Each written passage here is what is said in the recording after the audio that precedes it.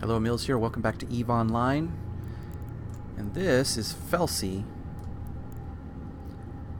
Lyra's sister, an alternate character, and probably going to be fellow courtmate here, because I'm pretty sure I'm going to do that.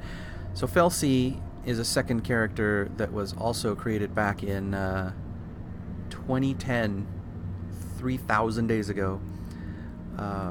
And she was relatively new at the time. I didn't get very far with training her on anything. You see, she's very low skill, except this one here, which I recently maximized training on planetary management, because she's going to be key to my revamped PI strategy.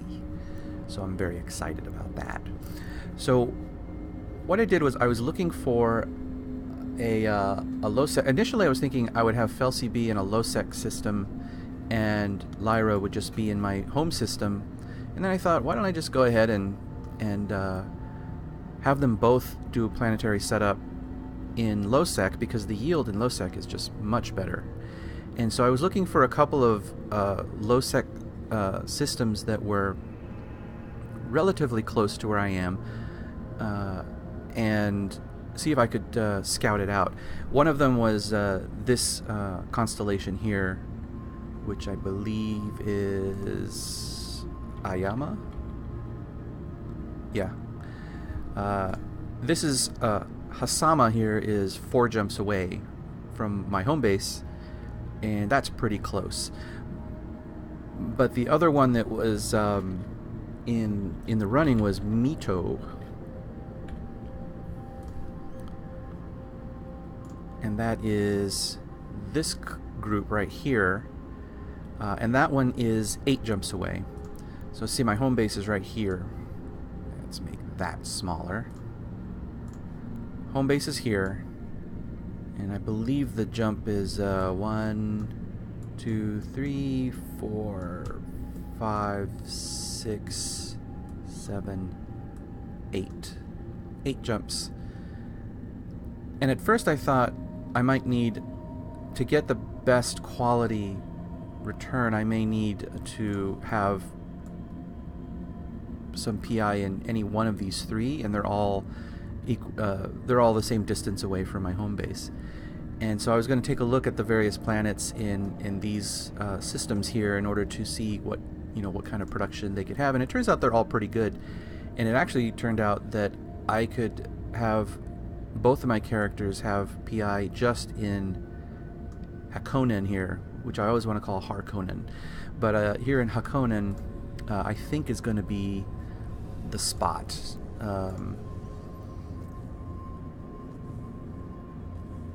Yeah, this doesn't really tell you anything in particular, but the Celestials here, it has a mix of a bunch of planets. And yeah, no, it's good stuff. And so what I did was I made these schematics of several systems. You can see them across the top here. And actually, let me find the one for Hakonen. Okay, so here's the Hakonen chart. And so what this is it's just the classification of planet, barren, lava, and so on, and how many there are in each system. You see, that's a fairly rich system, a lot of planets, 10 planets, and then in the box below here is the sort of tier, I guess tier 1 or 2. I don't know what to call them. It's sort of the assembled. The assembled commodity that you can make on this planet. So on this planet, in a barren planet, you can make biocells, mechanical parts, nanites, test cultures, and water CPUs. And what the 2 numbers are is the first number is for this planet and the second number is for this one. Same goes down here with the 3 gas. You got 3 numbers. And that's just kind of a composite number that consists of the 2 resources, the abundance percentage of the 2 resources. So for example, if if we were to, let's go to,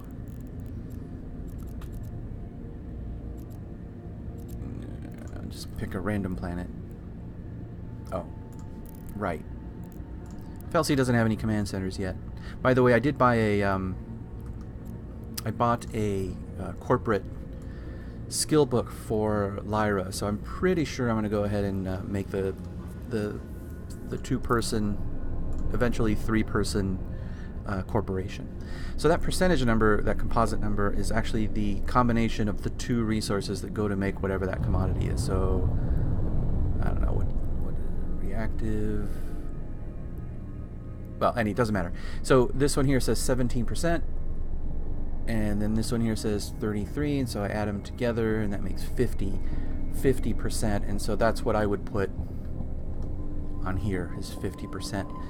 And to just give you an idea of the difference between the two security levels, here's my home planet, or my home system, and let's look at an example like, well, construction blocks and consumer electronics. 50 and 46. Whereas over here,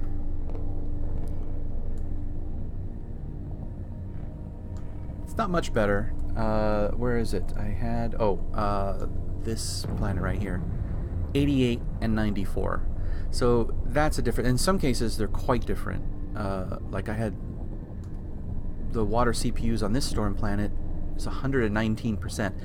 Again, that's just an index. It's not really going to yield, this doesn't mean anything. It's a high number is all it is. And you can see further that if I needed to narrow down which planet to use, this one here is 119%.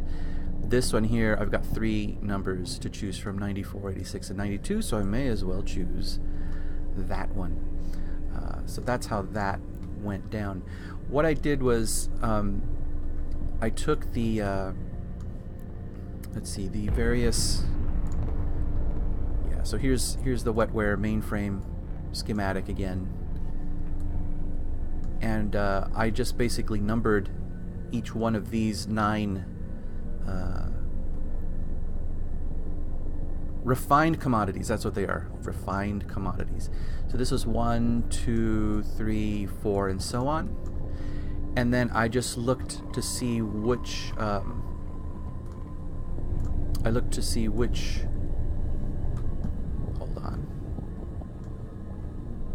which planet would have the highest amount, the highest number, because you can see there's some duplicates here, right? So I could make coolant on any one of these 3, or I could make coolant here on this planet. And so once I decided which commodity was going where, then I made a note that this one's going to be number 5 commodity, which I think was, what was it, nanites, I think is what it was. So I was going with this nanite number here of 101 for that.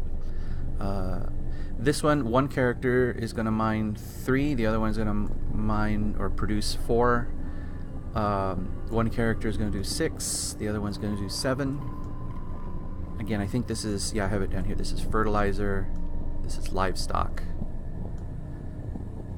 One character is going to do 1, one character is going to do 2, one character here is going to do 9, which I believe is synthetic oil. And one character is going to do item 8, and this one's not going to be used. Which is kind of ironic, actually, because plasma is the one planet type that I just really haven't had much access to. But the things that are on here, first of all, these 3 here, transmitter, mechanical parts, and enriched uranium, are not needed for wetware mainframes. And these 2, construction blocks and consumer electronics, I can better produce them here. So alas, no plasma planet for me. This little box right here, by the way, is an indication that this advanced commodity here, which is a step above these, this can be produced 100% on this planet. And so I'm thinking that I might see if there, what the market holds for this stuff, or whatever gets produced by these ingredients. And if I need to, I can just flip a switch and I can just convert all of these to start mining and producing whatever these are, and maybe that would be another income source. Because I think that would be kind of neat to have planetary setups here, and I can just flip a switch and just start making something different. Change over and start making sterile conduits or whatever. So that is my plan. And so I was just I was using Felsy here to take a look at the at Hakonen again.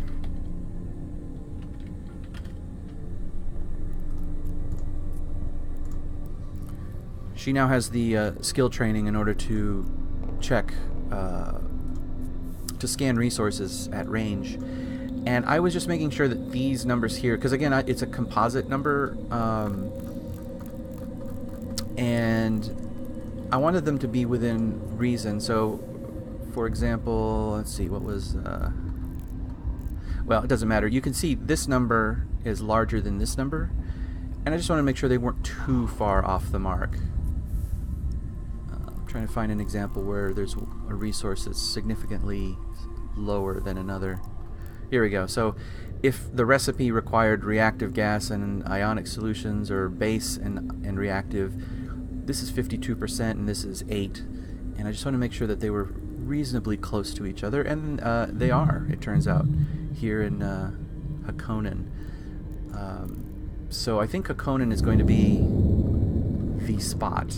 The last thing that I checked was the Z kill board history for Hakonen, and as with things in low-sec, I mean, there's a lot of destruction, but I just kind of wanted to look at the type and character of the destruction that was going on there. Again, I don't know if this is the best approach. Looks like there was a busy day here on February 2nd. But I guess the main thing I'm looking at is, are these all like battleships or warships or things like that, where there's like all that kind of important stuff going on, or are they industrial ships that are just carting things like planetary materials around? I think the only reason I need to leave the station is to move the refined commodities over to the factory planet, which, by the way, one of those barren planets will be the factory planet. So I need to be in space to do that. It's really just when I have to go through a gate, which is only going to happen when I need to get the finished product off of the factory world and back to my home, or to Jita or wherever. So that's the only time that's at risk, that things are at risk. And just looking at these, just from what I could tell, well, this is somebody, I think, just trying to get back home, but these are things like destroyers and what is this, a heavy assault cruiser. So this all looks very sort of war-centric. There are here some stations. These, in the last 7 days, these two huge things were destroyed. These are player-owned stations, so that's not nothing. Somebody had it in for this station, for sure. 548 million ISK, and it had nothing equipped in it, it looks like. But 62 people, many of them in Goon Swarm, just pointing out. All of them participated in destroying this thing for whatever reason. I guess maybe there's a war declaration on this corporation, maybe? With the handy name Diskjeddansk.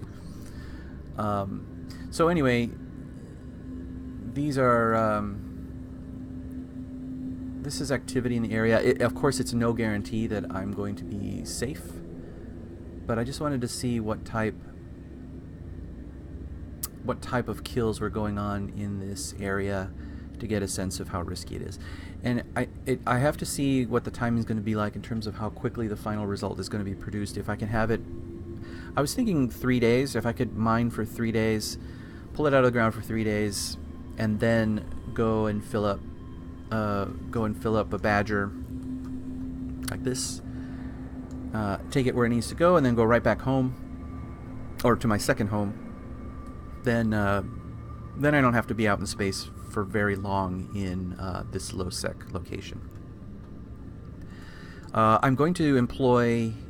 I think Felsy is going to just live there for the time being, but Lyra is going to have a jump clone set up in Hakonen in one of the stations there. So because she has to be in that area also to pick up the commodities, round them up, and take them where they need to go. But I think I'm going to use a jump clone for that, which I've never done before. With a jump clone, first of all, you have a home station, which is your clone that when you die, this is where you come back. But you can train skills to do a jump clone right down here, and you can have a jump clone at a station, and you can jump to it, and it's like you've teleported there basically. The only difference is that if you have any enhancements installed, which are augmentations, if you have implants or whatnot, those are sort of body specific, so you leave those behind. But that's fine, because all Lyra needs to do is get to the system and move stuff around. So for right now, I think I don't know which is riskier. I was thinking I would just I can leave leave the ship and just be in a capsule. And I was thinking I would go and take a trip to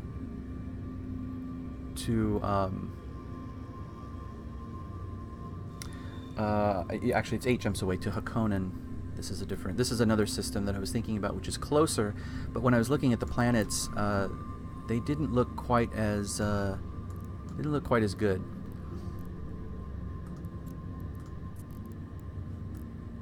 Yeah, so this is 8 jumps.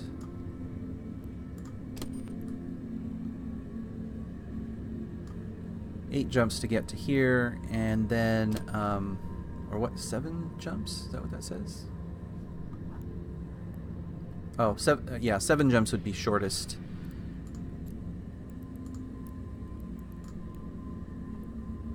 Yeah, it's just going through an additional low-sec thing. So, I don't know, we'll try 7. In for a penny, in for a pound, I guess.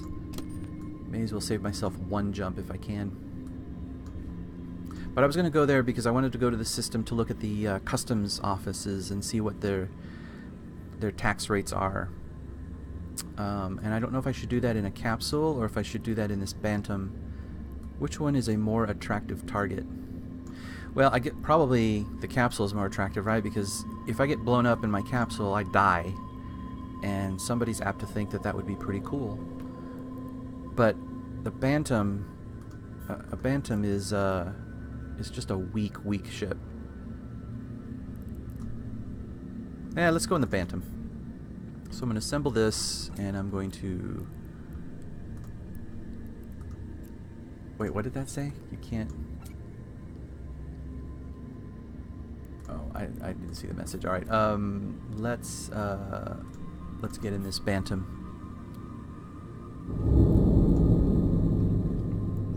Very small, weak ship with nothing fitted, and if I get blown up, I pretty much am going to lose whatever this is, 200 ISK.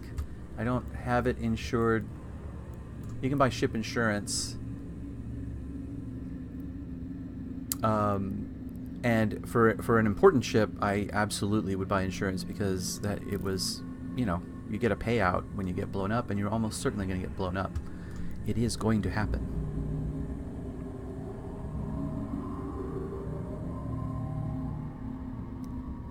So I need to come up with a name for the corporation I'm going to set up. I have no idea what to call it.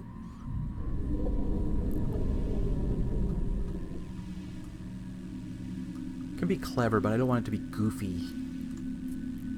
Warp drive active. See what's going on in the neighborhood.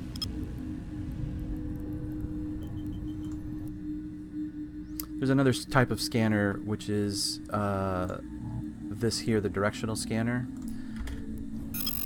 And it shows a whole host of things. You see me moving here.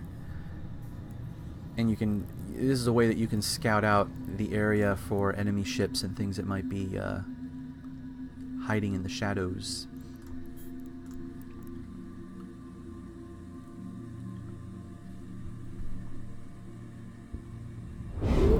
So hopefully I'm just a little bantam, and there's nothing to see here. Here are a couple of code people. I recognize the names. Code. And they are wanted and they are criminals. You see, Pilot is a criminal because they're harassing mining operations in this system in Isanamo. Warp drive active. And these two are often doing that. There are these asteroid belts here, and on the weekends that's what they do, is they go and they blow up mining ships. Good times. You know, what's interesting is when they become criminals because of what they do, and then there's a response time of the police, but in that amount of time anybody can attack them. And I'm wondering if one of these days I could get a ship that was strong enough where I could actually like shadow their ganking activities and maybe get in on the kill, because then I could get in on the loot. Not to mention the satisfaction of maybe blowing up some in-game bullies. Again, to be clear, they're playing the game. It's allowed. That's frankly, I consider it as like that's how they're role-playing it.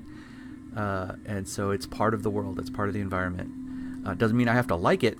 And in fact, it may one of these days have me actively rebel against it. But again, that'll be my role-play component. Who are all these people?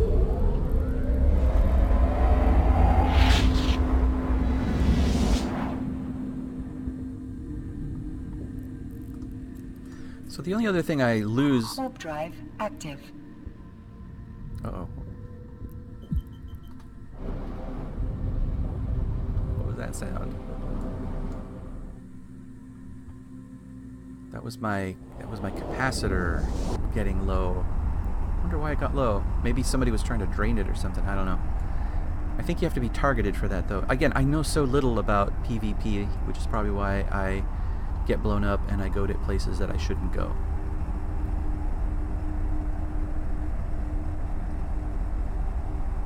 In fact, I would not be surprised at all if I didn't get blown up here sometime in the next couple of systems.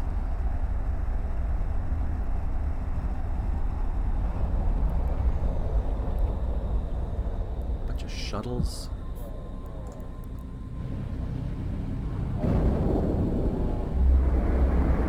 Just keep moving.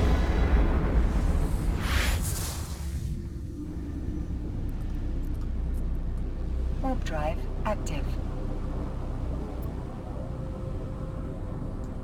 I think the only thing that I do want to train Felsy is just to have some basic safety measures on the ship, like warps. What do they call them? Not warp scramblers, but the thing that prevents warp scrambling. Warp scrambling disables your ability to warp, so it's one of the first things they do when they attack you. So that, maybe a reinforced hull. Here's the warning that I'm going into low security.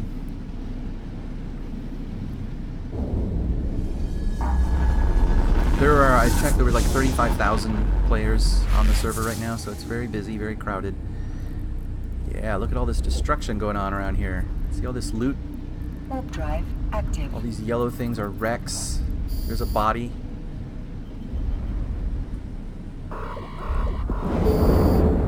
Yep, got destroyed.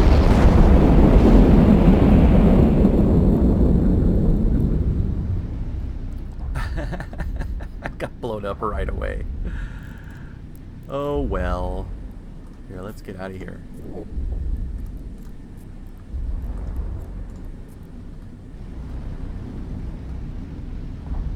Man, that didn't last long.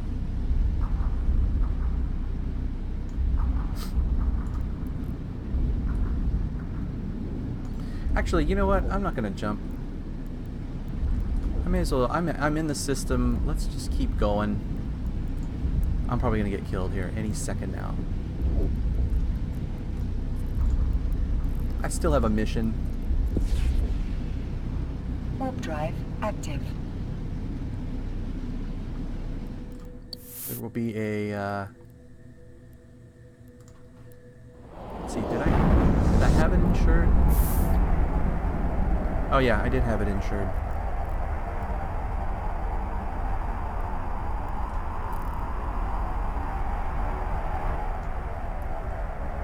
But there will also be a kill report here. I'll look at it later, though.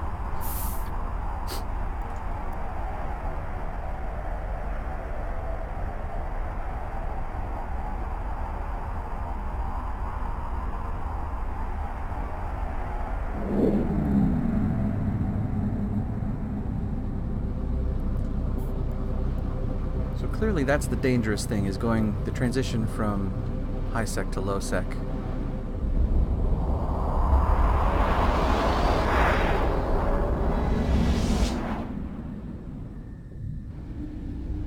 Yeah, because there's nobody around here. Warp drive active.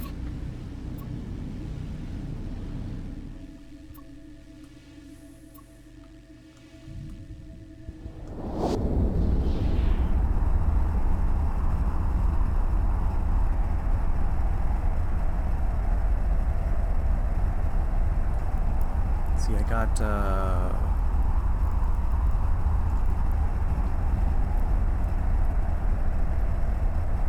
114,000 ISK for that insured Bantam.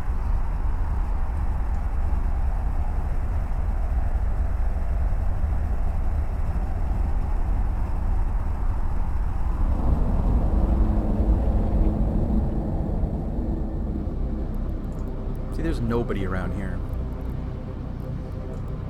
Practically.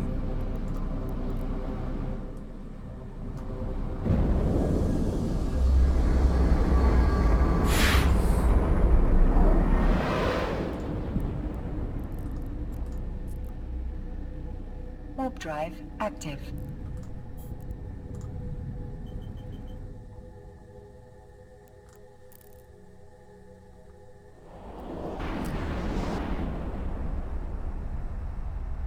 So these three here represent your shield, armor, and the structure of your ship, and when they go red, that's when you see that you're taking damage.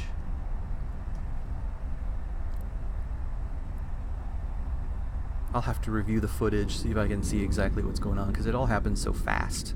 When you're a defenseless little thing, it happens very quickly.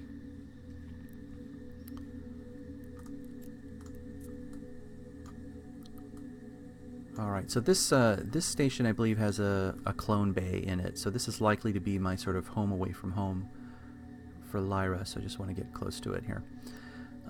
But reason for coming here was I was going to check the customs offices for the planets in question. I'm just curious.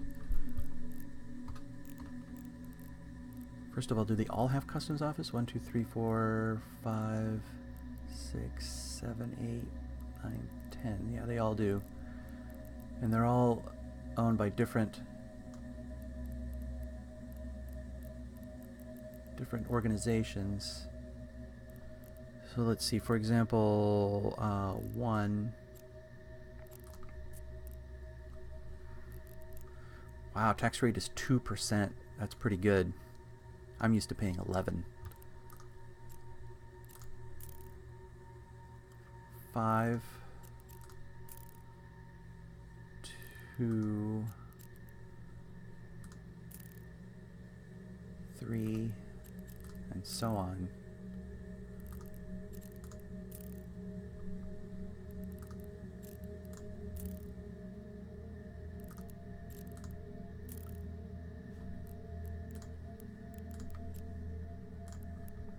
Who are all these people? What are they doing here?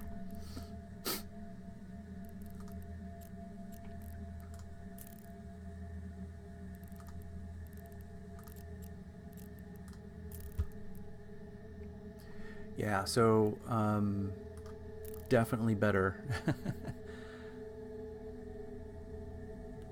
And then this is the system that has all the planets.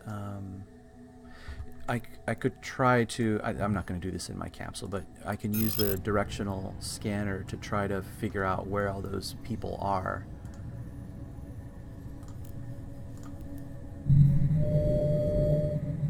I think this scanning range is affected by some skill or another, I'm sure, because I'm not seeing much. But here, let's look at that kill report.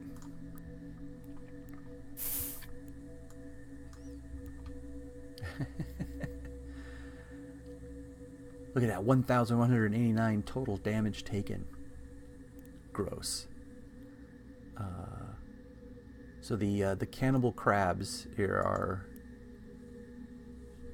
are hard at work in the Jan system, stirring up trouble. So the final blow was this person in this gnosis here. I mean, it's just a ridiculous amount of damage. Got hit by an Inferno Fury heavy missile. Let's see, where's the... Does it say how much damage? Here we go. Shield damage and armor damage. Hardly a fair fight. Let's see. No, wait, a Naga. Yeah, okay. Turrets, yeah. So I'm going to show up on Z kill board here before too long. I didn't have anything to drop, so there's nothing for them to loot. I have up here in the corner, I have a capsular log off timer. I can't log off the game until this timer expires. So that prevents people from picking fights that then they just log off and then you have no access to them. Alright, I think I have the info that I need though. Once I'm in low-sec, it shouldn't be as dangerous as that transition into Jan. Actually, let me check out Jan.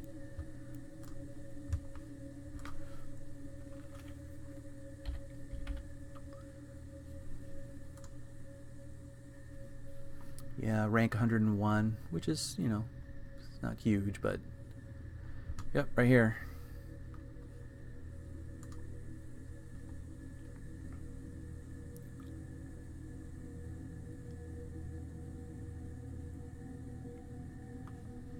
Whole lot of nothing. But this is all going on. Let's see, and that was, what is the name of that location? It's the Altaris Stargate. So all of this is probably in... Well, no, that's at a moon. Let's pick something. Yeah, this Stargate. So that's the dangerous spot. And if I was smart, I would... Well, look at all this. I would find a warp point.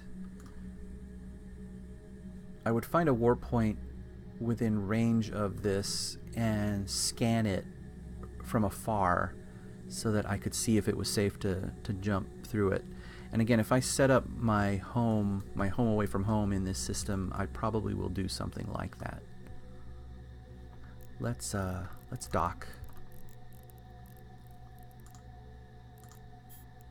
Docking permission requested. Docking request accepted.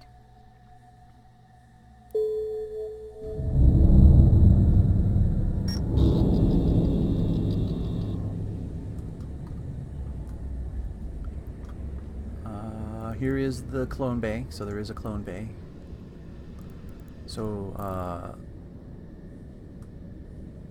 so Lyra can set up a clone. I don't think Felsy needs a clone.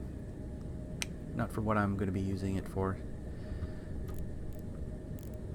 Let's I'm going to do a bookmark that's up close to the station here.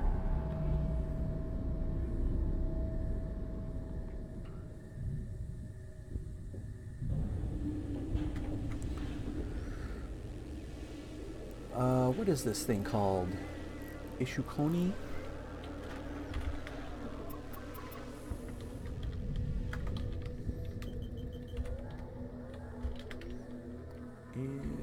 Ishukone.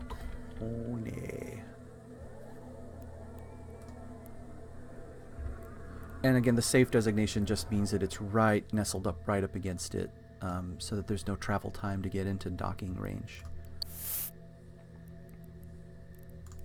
Let's see, if I wait 4 minutes, my capsuleer timer will go down. That might be a good idea. I'm gonna wait. Alright, the timer's run down. By the way, if I was really smart, I would just wait until the weekend was over before I attempt to go home, but hey, let's see what happens.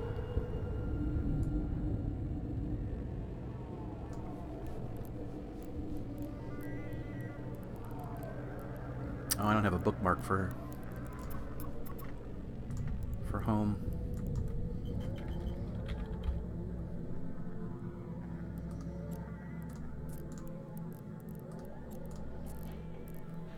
Warp drive active. I'll have to check the video also to see if I was busy gabbing when I went through the gate. And I might have been able to get away, but probably not. Let's see, what is the thing?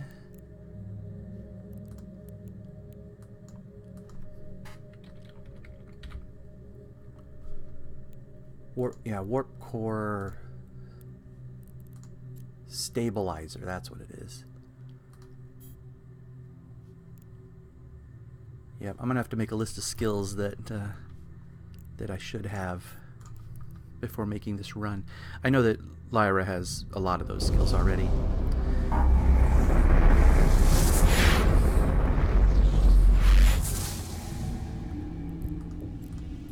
Warp drive active. See, when you jump through the gate, you're cloaked for a certain period of time. They know that you've gone through the gate, but they can't target you yet. You have to somehow get out of there before they can target you, and I'm not exactly clear on how to do that.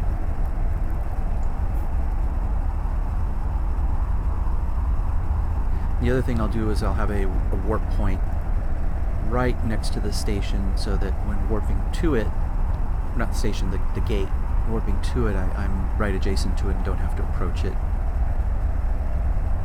Just in case that's an issue.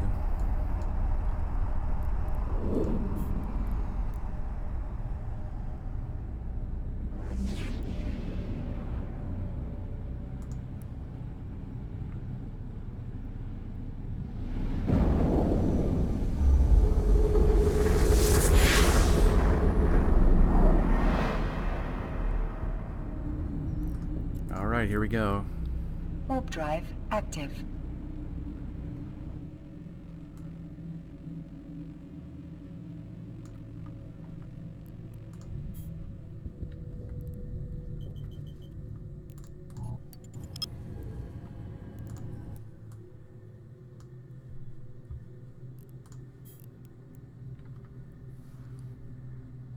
I'm not going to stick around.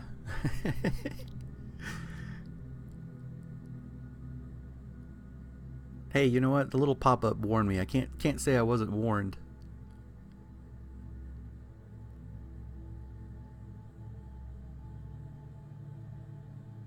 Yeah, all these people causing trouble.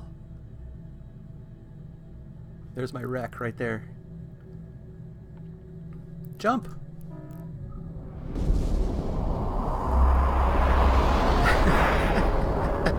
Run away! Run away! Alright, I guess we're through the Warp drive active. through the worst of it there. Alright, well that gives me something to think about. Alright, I'm gonna wrap up here, and like I said, I'm gonna make a list of skill books that I need to buy for Felsy here. Here's an email from Lyra. Did you get the books I sent? How's that going? I'll be getting you a ship soon. Books will be coming for that too. Don't lose them. So, I don't know. It's not clear to me if Lyra is an older sister, but she certainly acts like an older sister.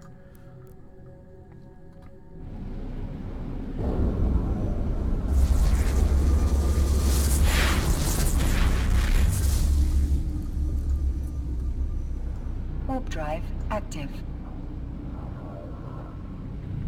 Yeah, and then I'm gonna have to buy. Well, geez, I have to buy 10 planetary command centers. Transport them to the system, to that station, hand half of them off to Felsy. I assume Lyra's going to buy them because she has all the money. And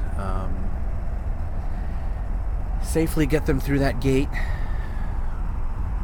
By the way, the jump clone will help me avoid that gate and that problem. The only challenge, like I said, is getting the wetware mainframes out of the system and back home. That is the only thing. I need that window of time to be the right window of time. All right.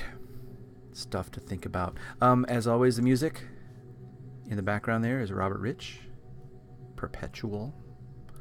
And for now, anyway, that's it. Thanks for watching.